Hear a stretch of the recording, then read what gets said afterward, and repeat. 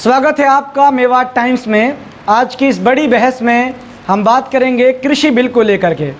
एक तरफ कृषि बिल को लेकर के जो किसानों के मुद्दे को है, इस पर विपक्ष और पक्ष दोनों आमने सामने हैं। किसान सड़कों पर हैं।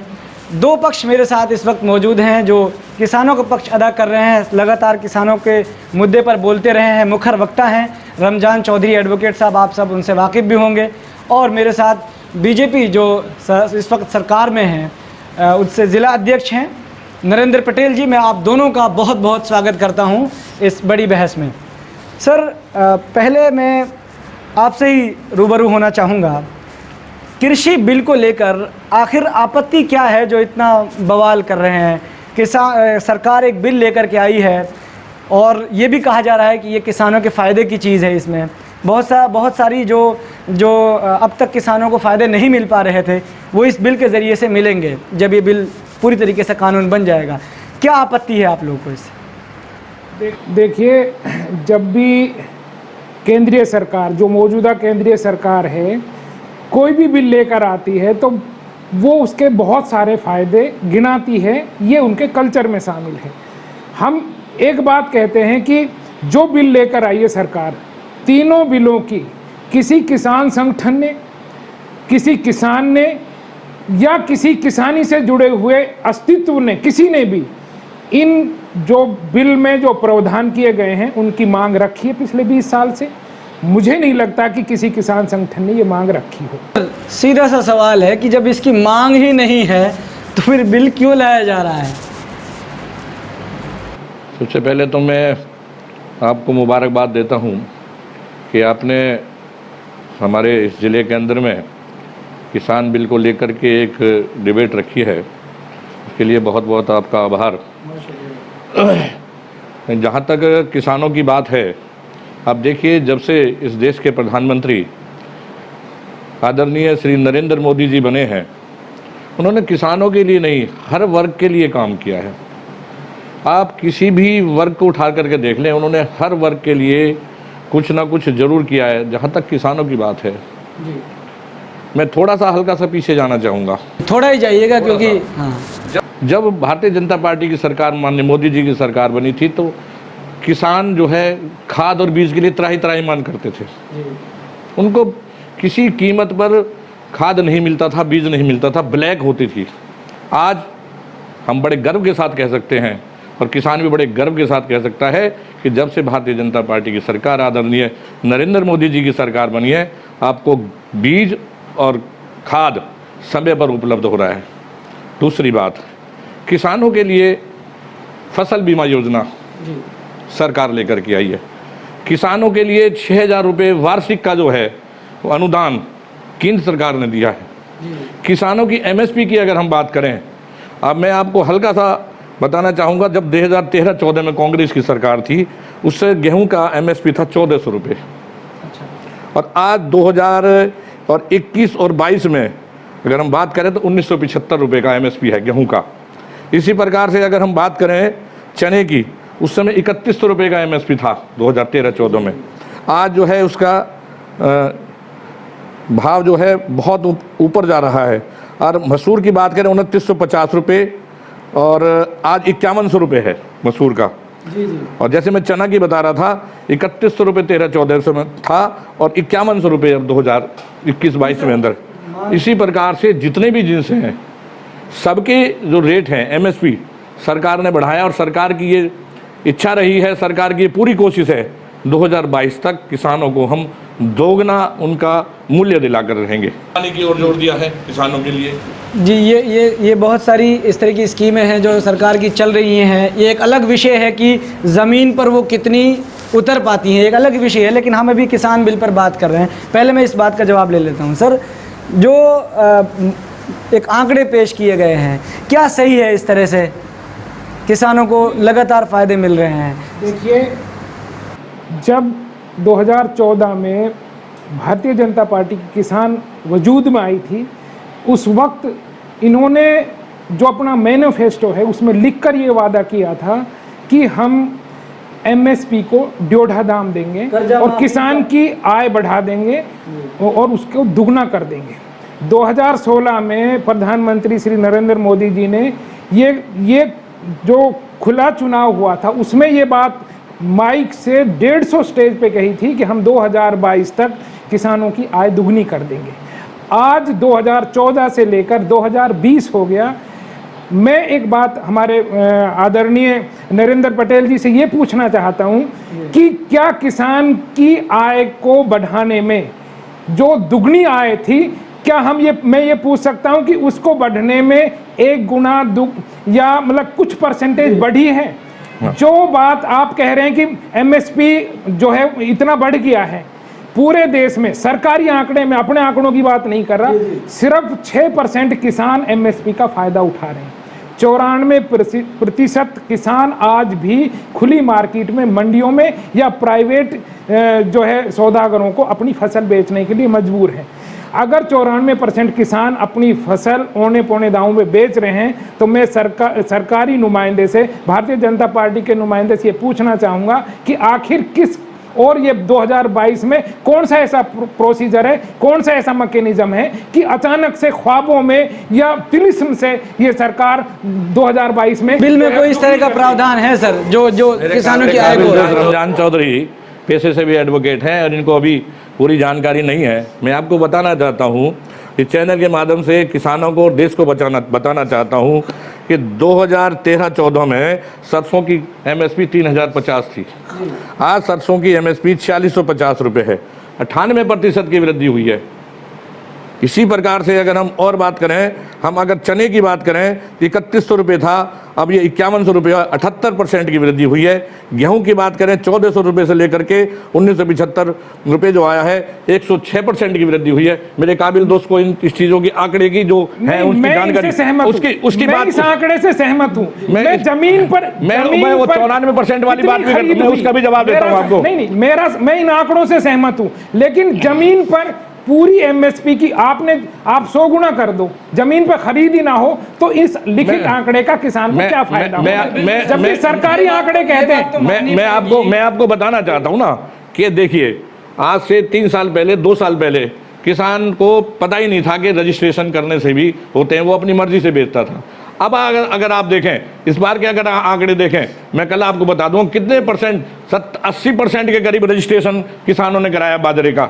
जो आप कह रहे हैं ना मेरे काबिल दोस्त रमजान चौधरी करें, 80% से ऊपर, क्योंकि मेरी मार्केट कमेटी के अधिकारियों से बात हुई थी और उन्होंने कहा 80% से ज़्यादा बाजरे के जो है उसके लिए रजिस्ट्रेशन करा चुके। आड़तियों से भी बात हुई। हरियाणा और पंजाब में ये सब है। आप बिहार में, पश्चिम बंगाल में और दूसरे राज्यों में आप जाकर देखें, ये मैं सरकारी आंकड़े की बात कर रहा हूं जो केंद्र सरकार ने जारी किया है कि सिर्फ 6% फसल एमएसपी पे बिक पाती है, बाकी फसल मैं आपको बता, एक मिनट में जवाब दूंगा।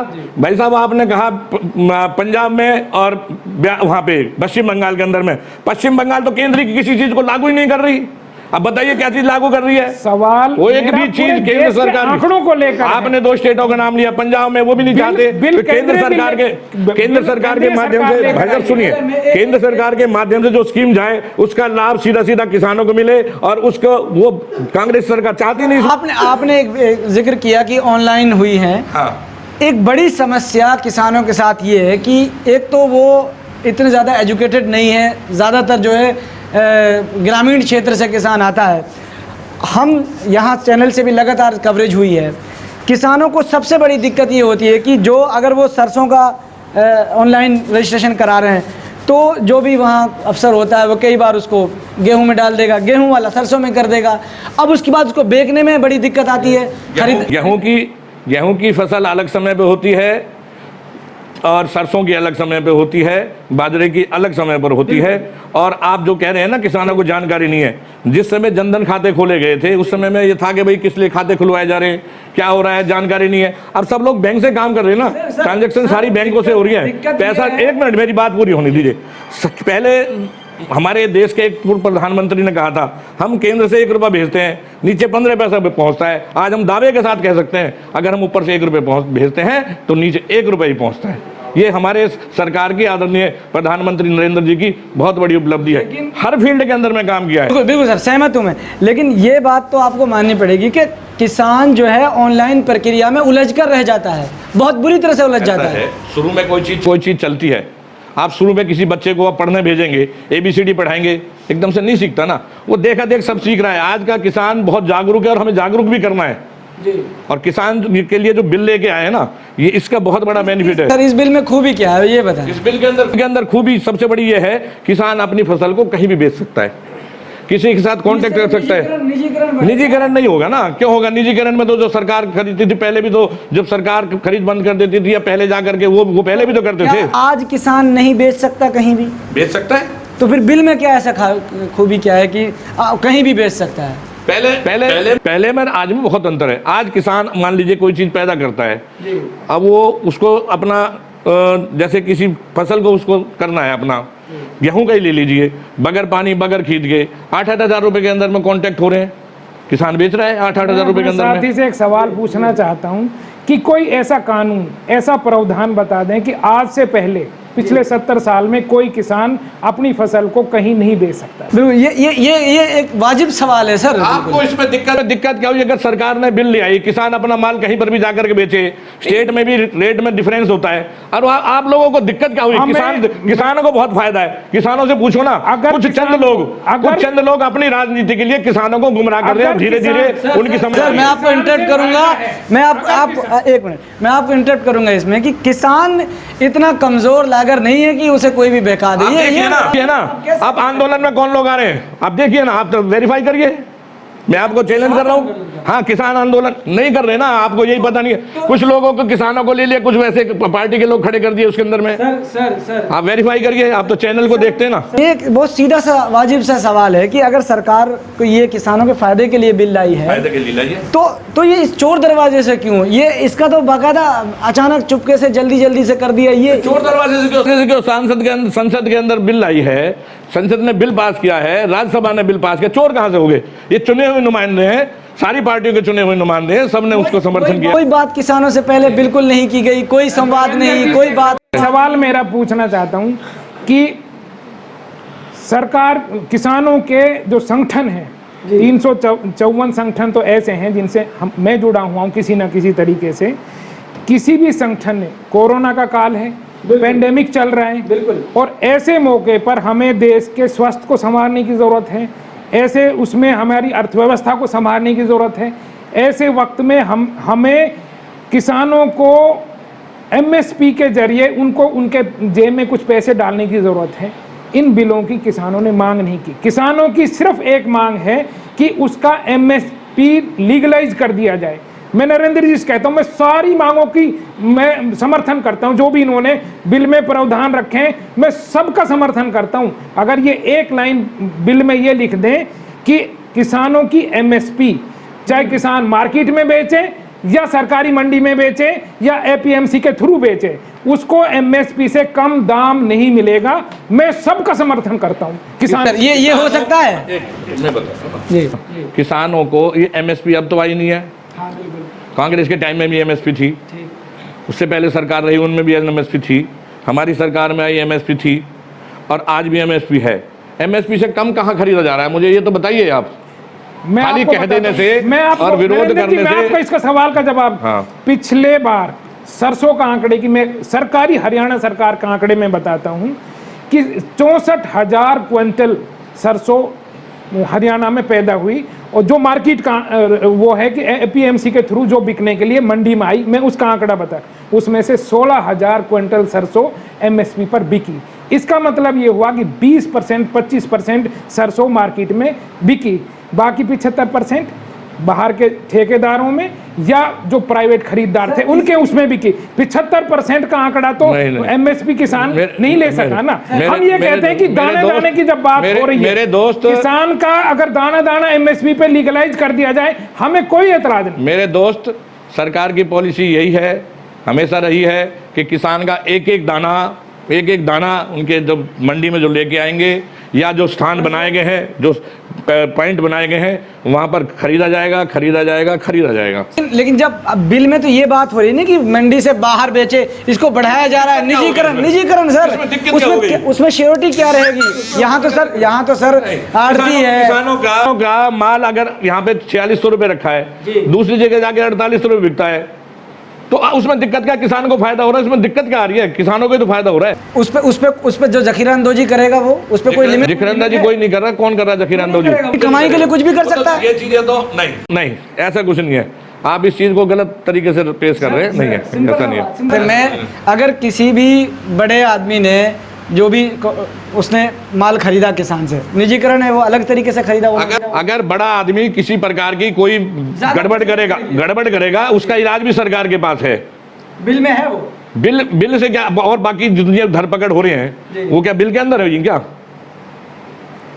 वो बिल के अंदर थोड़ी आई है। मैं तो सिर्फ एक सवाल पूछना चाहता हूं, काला बाजारी अपने काबिल हमें ये बता दिए, सरकार ने कभी काला बाजारी का पक्ष नहीं लिया, विरोध किया है। मेरा एक सवाल है कि किसान कहीं बेचे जाकर, सरकार बिल में ये श्योरिटी रख दे कि अगर किसान के पास फसल पैदा हुई है और अगर वो मिनिमम उसका समर्थन मूल्य ये है कि जैसे गेहूं का 1950 रखा है, 1950 में अगर कोई और खरीदार नहीं है, हम बैठे हैं, और उसके अलावा 2200 में 2500 में अगर उसका बिकता है तो वो कहीं बेच दे। यानी वो इस बात की गारंटी कर दे कि जो गेहूं का मिनिमम समर्थन मूल्य वो सरकार तय कर दे, बाकी सरकार कहीं भी बेचे, हमें कोई। मैं आपको एक चीज और बताता हूं। पिछली बार सरकार ने जो MSP लाई थी सरसों का, बहुत से किसानों ने नहीं बेचा।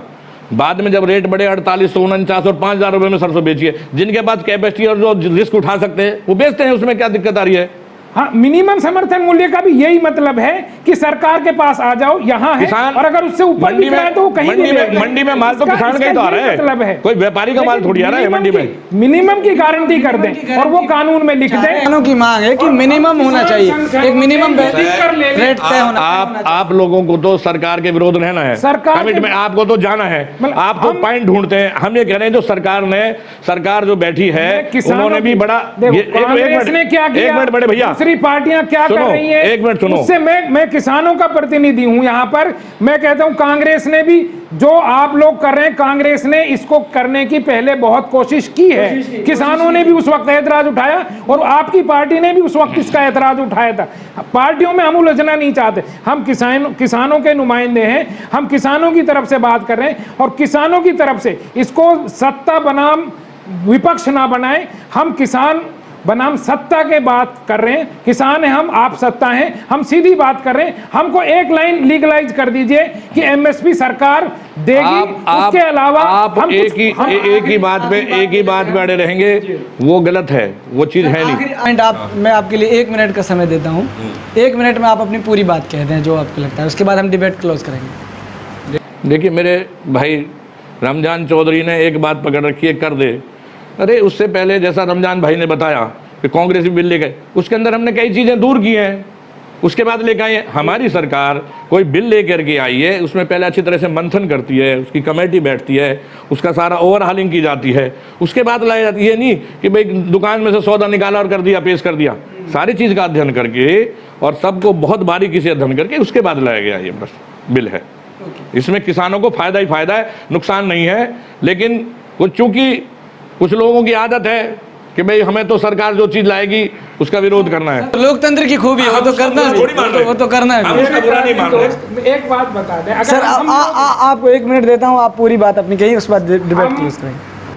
किसान हैं हमको किसान, मैं भी किसान हूँ, हम किसान हैं, हमको नुकसान हो रहा है, हम विरोध कर रहे हैं। मैं कह रहा हूँ विपक्ष विरोध कर रहा होगा, सारी विपक्षी पार्टियां विरोध कर रही हैं।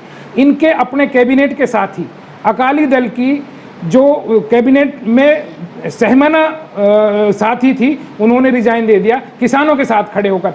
भारतीय जो RSS है, राष्ट्रीय स्वयंसेवक संघ, उसका भारतीय किसान संघ जो किसानों के लिए काम करता है, संघ का किसान मोर्चा इसका विरोध कर रहा है। ऐसा चलो हमारी बात छोड़िए, ऐसा कहीं नहीं है, कुछ नहीं है, नहीं आप इस तरह से डिबेट को दूसरी तरफ ले जा रहे हैं रंजन भाई, ऐसा कुछ नहीं है। मैं ये आंकड़ों के साथ कह रहा हूं, नहीं आंकड़े वाकड़े गलत है। भारतीय किसान बिल्कुल विरोध कर रहा है।